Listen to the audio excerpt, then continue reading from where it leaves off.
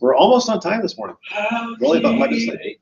8. Apparently, I'm getting behind the music. So, let's do some music. The Father's love for us, how vast beyond all measure, and He should give His only Son to make a wretch His treasure. How great the pain of searing was! The Father turns His face away, as wounds which mar the chosen one bring many sons to glory.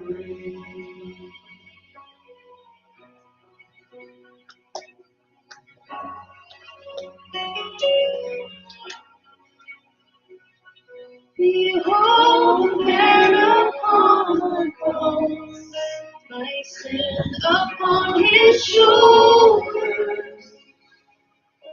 Ashamed, I hear my mocking voice among the scoffers. In words I sin and held Him there, until it was accomplished. His dying breath has brought me life. I know that it is finished.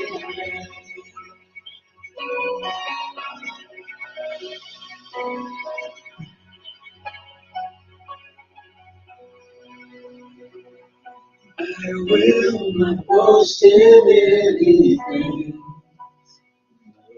No gifts, no power, no wisdom. But I will boast in Jesus Christ, His death and resurrection. Why should I gain from this reward? I cannot give an answer. But this I know with all my heart, His wounds have paid my ransom. Why should I gain from His reward? I cannot give an answer.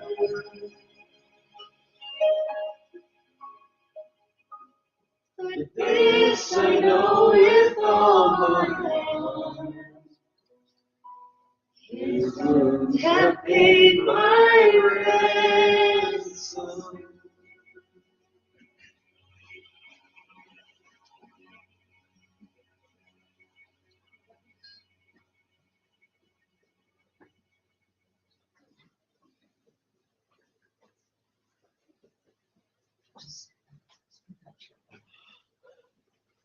We are one in the Spirit, we are one in the Lord. We are one in the Spirit, we are one in the Lord.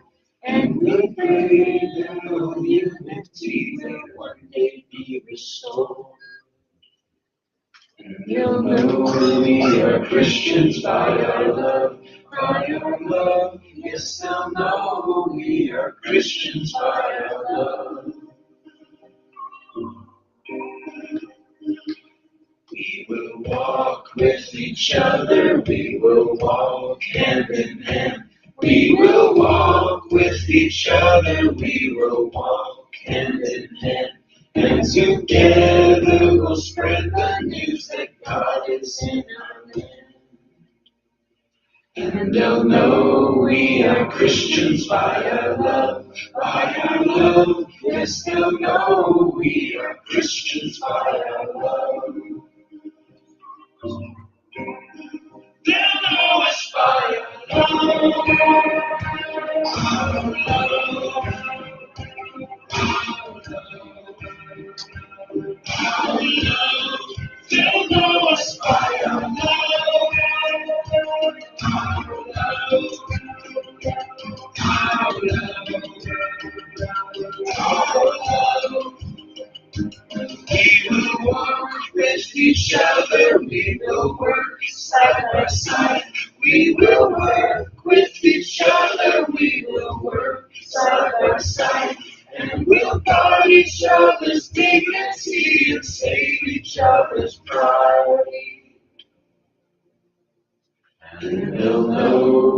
we are Christians by our love, by our love. Yes, they'll know we are Christians by our love, by our love. Yes, they'll know we are Christians by our love, by our love.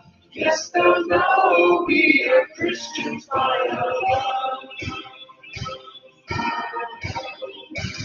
know us by our love, by our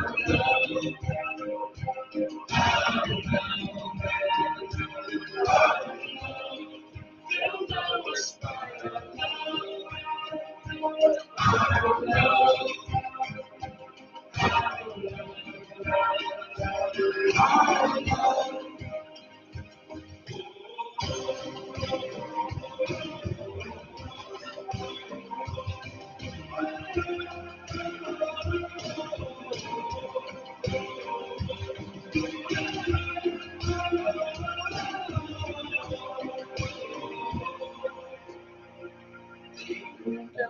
We are Christians by our love, by our love. Yes, they'll know we are Christians by our love.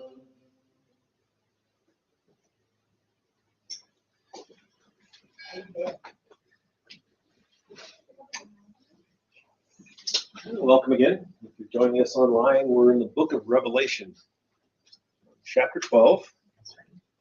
Oh, right. Kids can all go to the junior church. Bye, baby. You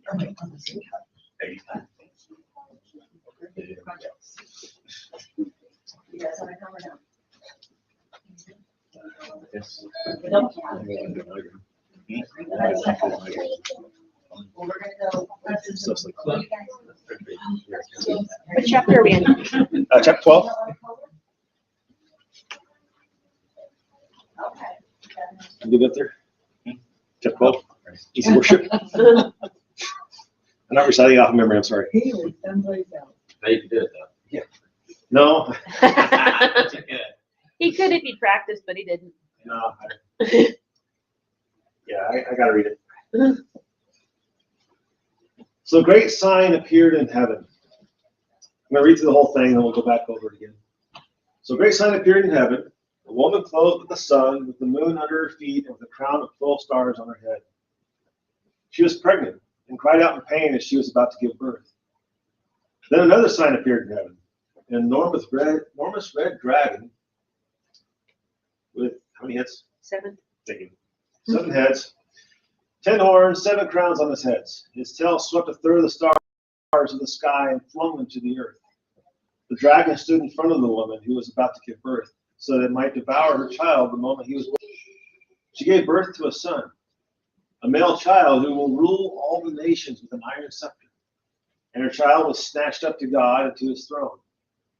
The woman fled into the wilderness to a place prepared for her by God, where she might be taken care of for 1,260 days. Then war broke out in heaven. Michael and his angels fought against the dragon, and the dragon and his angels fought back. But he was not strong enough, and they lost their place in heaven. The great dragon was hurled down, that ancient serpent called the devil, or Satan, who leads the whole world astray. He was hurled to the earth, and his angels with him.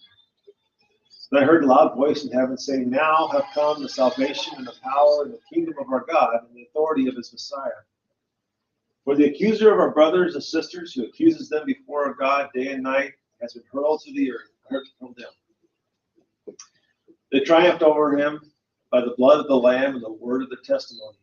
They did not love their lives so much as to shrink from death. Therefore rejoice, you heavens, and you who dwell in them. But woe to the earth and the sea, because the devil has gone down to you. He is filled with fury, because he knows that his time is short." When the dragon saw that he had been hurled to the earth, he pursued the woman who had given birth to the male child.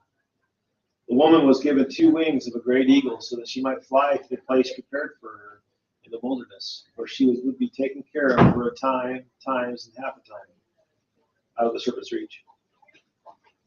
Then from his mouth the serpent spewed water like a river, to overtake the woman and sweep her away with a torrent.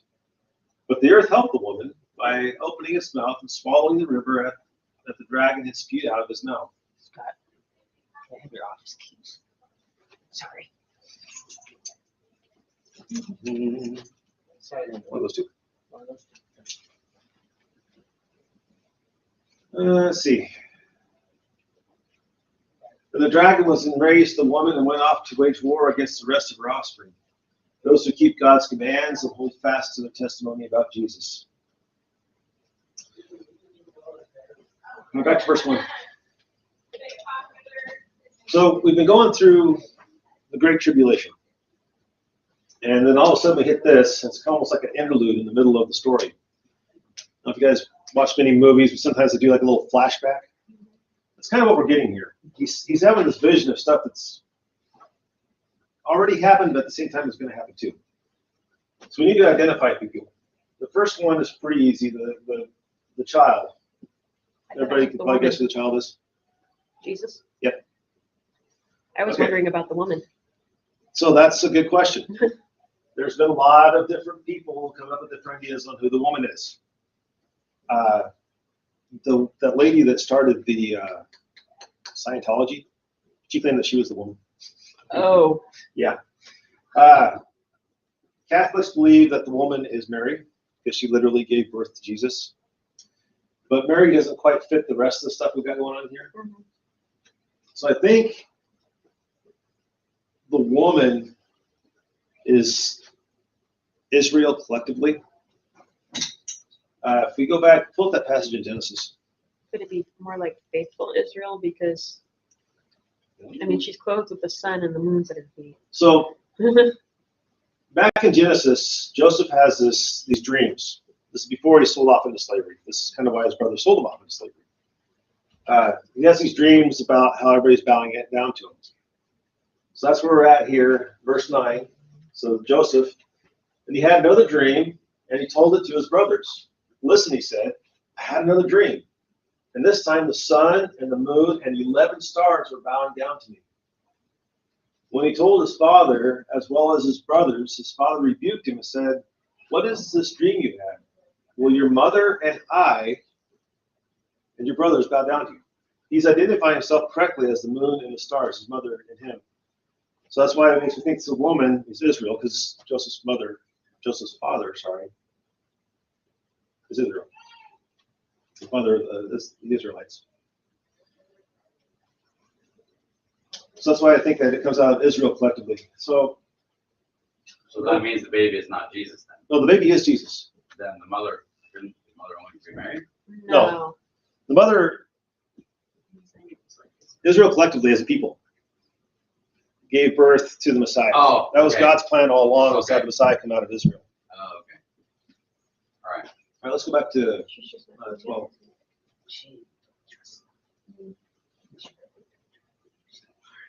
Okay.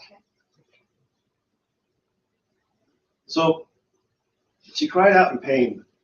There's some interesting things about Israel. Israel, as a nation, has been around for like 5,000 years. There was a conversation that happened between Benjamin, Netanyahu, is that right? The leader of the Israel group right now, and the leader of the Chinese, I can't remember his name. Anyway, they're having a conversation, and the Chinese leader was commenting them on their ability to persevere. So, and they made this comment about how they've both been around for 5,000 years. Benjamin said, we can include India in that group. India's people have been around for 5,000 years. He goes, but you know what the big difference is? There's over 1 billion Chinese people. There's like 1 billion something Indian people. There's currently like 13 million of the Israelites. This is why is that? We've all been around the same amount of time. Well, it's because Israel has always been persecuted. The devil has always been on Israel, trying to wipe out Israel because Israel is part of God's plan.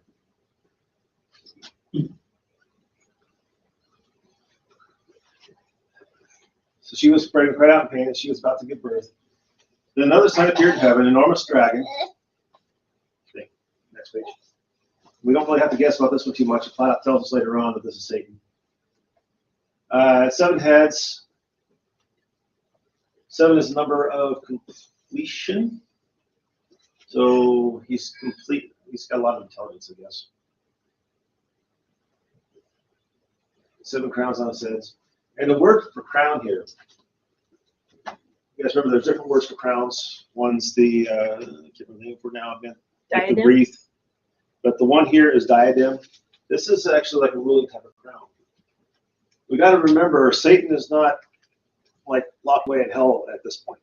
He's out here running around. He's known as the God of this age, the ruler of the earth right now until Jesus comes back. So he does have authority, some authority here on earth, but only what God allows. So its tail swept a third of the stars out of the sky and flung them to the earth. When Satan fell, it said that he took a third of the angels with him. The dragon stood in front of the woman who was about to give birth so that it might devour her child the moment he was born. Remember what happened during the Christmas story? After Jesus was born, Herod tried to kill him. Herod tried to kill him, and he wiped out all the male children in the vicinity of under 2 years of age. But that didn't work.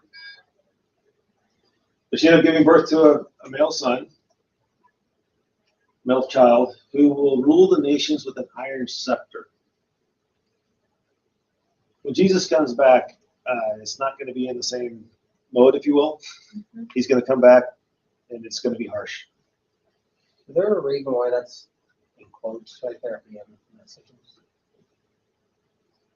It has to be quoting some of the piece. Um,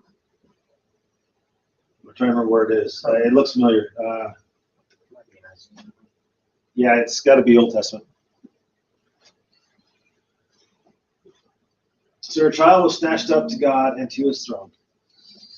The woman fled into the wilderness to a place prepared for her by God where she might be taken care of for 1,260 days. A lot of people believe, so they talk about Israel, or the Jewish people collectively, they believe that during the tribulation, that Israel is going to be forced to flee. At first, things have been going pretty good. They're going to get the temple set up, but then they're going to realize that they've been double-crossed by the Antichrist, and they're going to have to flee for their lives. And they believe that they're going to go to the city of Petra. Some believe that's a specific place. I don't. It could be. I don't see enough in there to make sense. Definitely it. But there is a place in the wilderness where they're going to go, where God's going to take care of them for 1,260 days, which were 3.5 years again. So basically, the last half of the tribulation. Then war broke out in heaven. Michael and his angels fought against the dragon, and the dragon and his angels fought back, but was not strong enough. They lost their place in heaven. The great dragon was hurled down, an ancient serpent called the devil or Satan. Every time I hear that verse, I think of the real Star Wars. Yeah. And they just, like the stars in the sky are just zooming at each other, fighting back and forth, and then they keep falling to the ground. That'd be interesting. Yeah. Sorry, I can't go there theologically. Okay.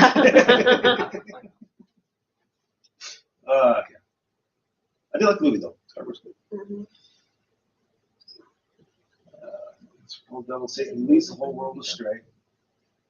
He was hurled down to the earth, and his angels with him. I heard a loud voice in heaven. Now this is kind of interesting. We don't really know who this is. It's just a loud voice calls out. It says, now have come the salvation, the power, and the kingdom of our God, and the authority of his Messiah, for the accuser of our brothers. So this person has to be someone. It's one of us that's up there that cries out this. And let's focus for a second here on the accuser. That's pretty much Satan's thing, if you will, is to go around accusing people. He'll accuse you personally. He'll whisper in your ear. You know, your marriage isn't right, or you're not doing this right with your family, or your relationships. Or even worse, you'll just bring up your past over and over and over again. Yeah, don't want you that.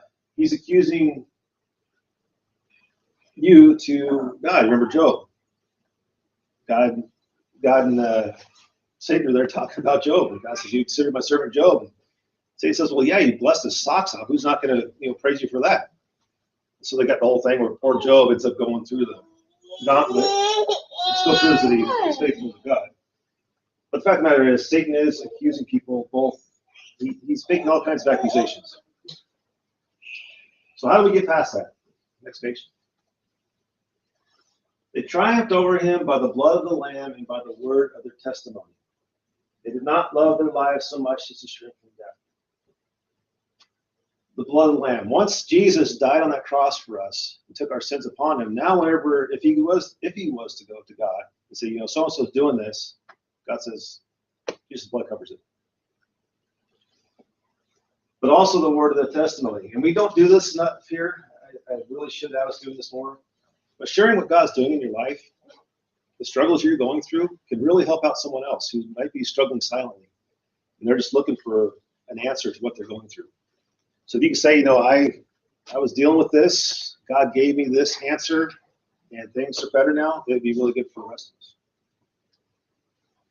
Like I shared with the Mexico thing when I was talking about my testimony, that was very freeing to my translator.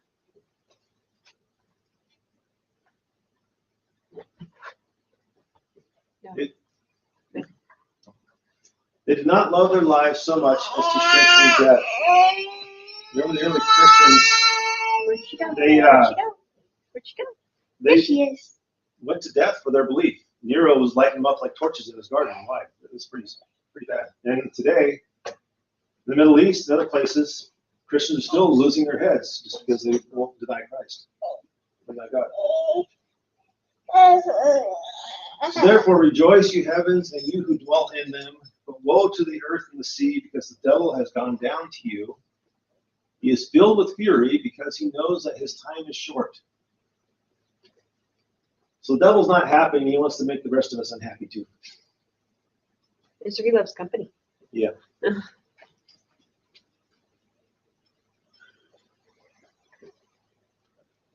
the dragon saw that he had been hurled down to the earth, he pursued the woman who had given birth to the male child. We talked a little bit about that just through history. Israel's been beaten hard. The woman was given two wings of a great eagle, so that she might fly to the place prepared for her in the wilderness, where she would be taken care of for a time, times and half a time, out of the serpent's reach. Before you ask me, I have no idea what the wings are. Airplane. So what? Airplane. Oh, airplane, yeah. Part of me wants to say that it has something to do with the United States and the eagle, but I don't have enough to actually definitely say anything like that. So it's just a hunch. Yeah, she's going to be taken care of out of the serpent's reach for a while. And from his mouth, the serpent spewed water like a river to overtake the woman and sweep her away with a torrent. But the earth helped the woman by opening its mouth and swallowing the dragon and spewed out of its mouth. Yeah, again, I don't know. Sorry. I know I'm supposed to have all the answers, but that one's got me. So then the dragon was enraged, the woman went off to wage war against the rest of her offspring, those who keep God's commands and hold fast to their testimony about Jesus. We're kind of in that group with the rest of our offspring. Remember, Father Abraham had many sons, right? I'm one, so are you, that thing. I think it was Jesus too that said that those who follow Christ are Abraham's children. I guess how it goes. Mm-hmm. That brings us to the end of chapter 12. Do you guys have any questions? Yeah. Times, half a time. I believe 3.5. that a time is a year. Mm-hmm. Yeah. Times would be like 2 years. At least 2 years. Yeah, it's a plural. Then half a time would be half a year. So you're about 3.5 years. The same as the 1260. Oh, yeah. Yeah. Yeah. This is like the halfway point with the whole tribulation too. So it says it's kind of looking back. We see Jesus' birth and stuff, but it also looks forward to this end time events and things that are going on. So in verse 16, is it saying that the dragon swallowed a river and then spat it out? I don't think it says it swallowed it. It just opened its mouth and spewed out the river, which that. So looking at swallowing the river. The only way I Okay, get that is it's got to be no, those are metaphorically. two different things. See, first you've got then the dragon tried to drown the woman with a flood that flowed from his mouth, but the earth helped her by opening its mouth and swallowing the river that gushed out. Oh, okay. Yeah. That's the earth. Yeah, that's the earth that's swallowing. It's gotta be metaphorical in some way. I can't see it. Any other questions? So in 17, it says, because basically the dragon couldn't get to Israel, went after the tribulation saints, the Christians that were So- elsewhere. Ever since Adam and Eve in the garden, Satan has been trying to put an end to God's plan. All through the Bible, you read through the Old Testament, even the New Testament, Satan is doing his best to try and stop the word of God from getting out. This whole redemption thing. He like I said, he's furious. He's still furious, if not all these centuries, obviously. And he doesn't want us to get saved.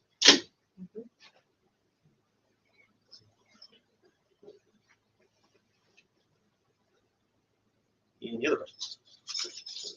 I have a testimony. We'll take it. Like Mitch said earlier, we've been having issues in our family and different things. And on my phone, it popped up the other day to download the Bible app. So I did. And then, so daily, it's been popping up different things, and it all coincides with everything that's going on. That's cool. It's so crazy. Yeah. Yeah, even something you said, when we're reading. Yeah. The same thing.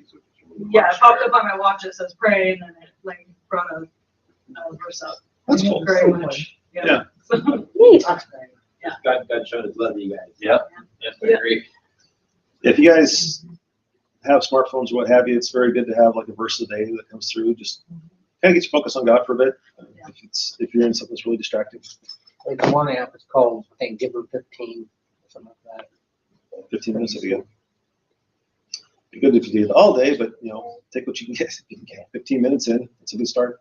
Well, it's better than not giving anything. That's what I figured. Yeah, this one does a morning and an evening one. Okay. And then you can always look up your own things, but it kind of just brings you back in the morning and the evening.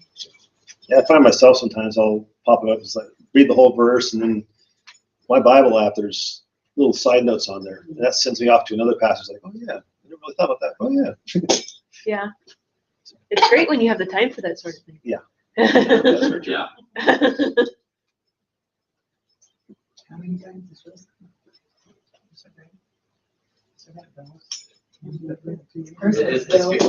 It's great to start the day with and great to end the day with, right?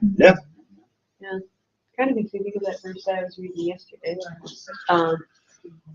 Basically, it was from Deuteronomy 6. I don't remember the exact verse, but it was basically saying, remember these words and meditate on them every day when you get up. When you wake up and lay down, as you go about the way, and when you're in your house, and you'll tell your children. Yeah, make sure you, yeah. So, It's Deuteronomy where he's telling them to tie a string on their finger, basically. It's a Yeah. reminder. Israel needs a lot of reminders. Then again, so do we. Oh yeah, no, it's easy to point fingers at Israel, but yeah, remember when you put the fingers, you're pointing back. Yeah.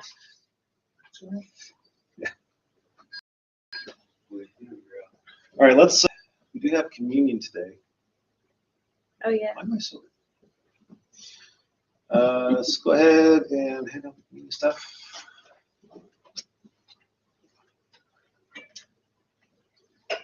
These are prepackaged.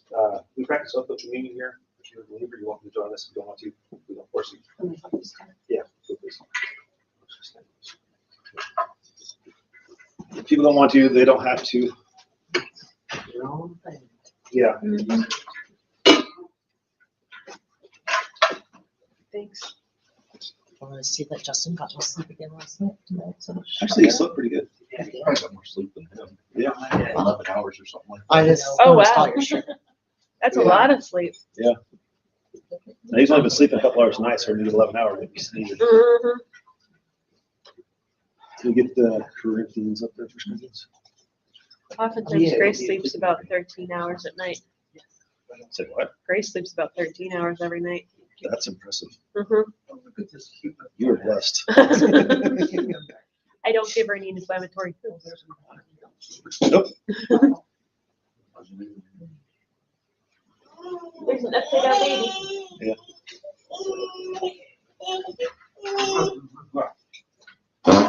Whoa, what a big one.